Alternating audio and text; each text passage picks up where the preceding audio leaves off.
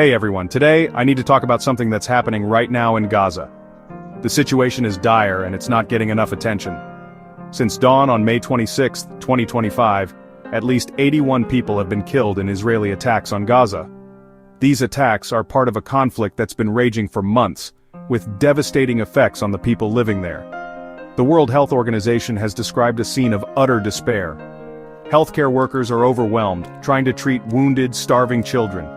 Medicines are almost gone, and the hospitals are filled with badly wounded patients. Malnourished children are suffering immensely. Their immune systems are so weak they can't even heal from burns. Infections are rampant due to a lack of antiseptics and cleaning supplies. In the midst of all this, there was a glimmer of hope. A proposed truce. Hamas reportedly agreed to a 60-day Gaza truce proposal by U.S. Special Envoy Steve Witkoff, which included an exchange of 10 living Israeli captives for Palestinian prisoners. However, the U.S. official response was that Hamas's replies were disappointing and completely unacceptable. Another disturbing development is a new aid system network in Gaza, backed by Israel and the U.S., involving military contractors.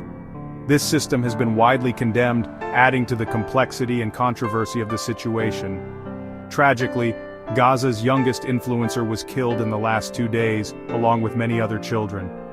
One of the most heartbreaking stories is that of Dr. Alaa al-Najjar, who lost 9 out of his 10 children in an Israeli strike. The family couldn't even recover the bodies of 2 children from the rubble. The only surviving child, Adam, faces a future filled with challenges, including traumatic brain injury and lasting mental health effects. Israeli Prime Minister Benjamin Netanyahu has been firm in his stance. During the Jerusalem Day celebrations, he stated that Jerusalem would remain united, whole, and under Israeli sovereignty.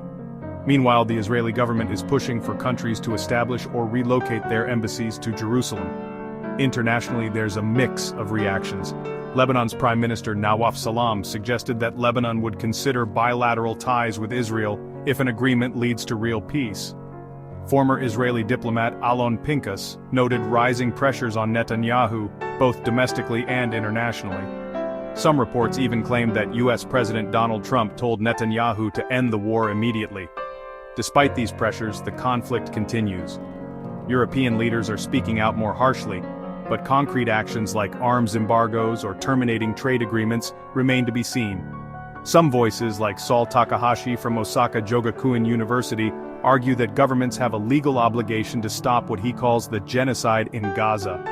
Muin Rabbani from the Center for Conflict and Humanitarian Studies suggested that silence and inaction equate to complicity. The UK has suspended talks on a free trade agreement with Israel but continues other supportive actions, such as delivering weapons and conducting intelligence overflights. The EU is also slated to review its preferential trade agreement with Israel, in force since 2000. The humanitarian crisis in Gaza is unfolding in real time, and it's crucial to stay informed and raise awareness. The people of Gaza are enduring unimaginable hardships, and the international community's response will shape their future. Thank you for watching. Please share this video to spread awareness and make sure the voices of those affected are heard. Stay informed, stay compassionate, and let's hope for a resolution soon.